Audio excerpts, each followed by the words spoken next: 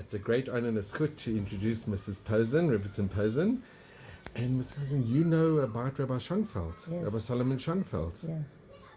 How did you know? Did you meet him? Yes, well, we davened in the same shul. He was the Rav of the Adas shul, and I davened there.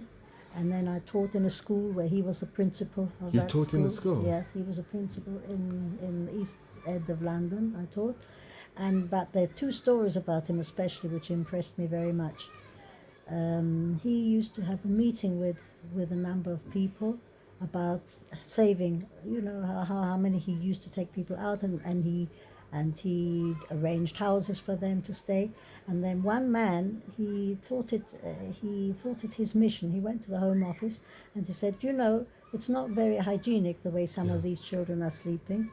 And they came along, and he had Rabbi Schonfeld had a lot of trouble persuading them everything was all right. They were better off sleeping here than sleeping in the camps in Germany.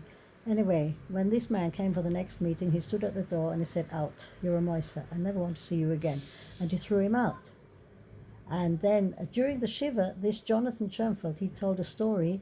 He said somebody said to him during the shiva, somebody said to the boys, "Was your father not afraid to?" What was the word he used? To deceive the British government, because he told them sometimes that children don't have parents, and maybe they did have one parent. That's what they said during the shiva. People are just amazingly insensitive. And look how many children he saved. Of course. How many people owe their lives? 3,000. Then they got children and grandchildren and great-grandchildren. Rabbi Schonfeld was absolutely amazing. And do you think he was appreciated? No, he wasn't appreciated. And I was evacuated. He arranged the evacuation of all the children in Shefford. And it was difficult, and many mistakes were made, but he was on his own. He had nobody to help him. He was a young man. I think he was 28 at the time. He was a very young man. And people expected they sent 500 children were evacuated with him together, all Jewish children, not all from his school. And we were sent to Goyim, and we ate treif. He just said meat, you shouldn't eat meat. Everything else you must eat. And till they arranged for the kosher food to be available, that's what happened. Afterwards, things I think got much easier. They had the school there. Some children stayed there for 5 years. I was only there for a few weeks. Yeah. And you have your families. You have Dunner family.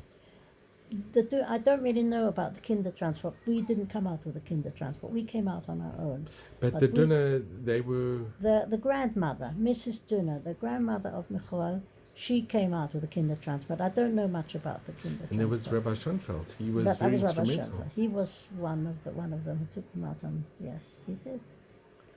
And what do you think his legacy is? Well, somebody said that he is not appreciated in this world because he gets such a great schar in Olam Haba. That's what somebody said. That's why he was not appreciated. And at the end of his life, he really had a very unhappy end of life. He was very ill, and financially things were difficult. And he did something else after the war. He went back to Europe, and he brought some children out after the war.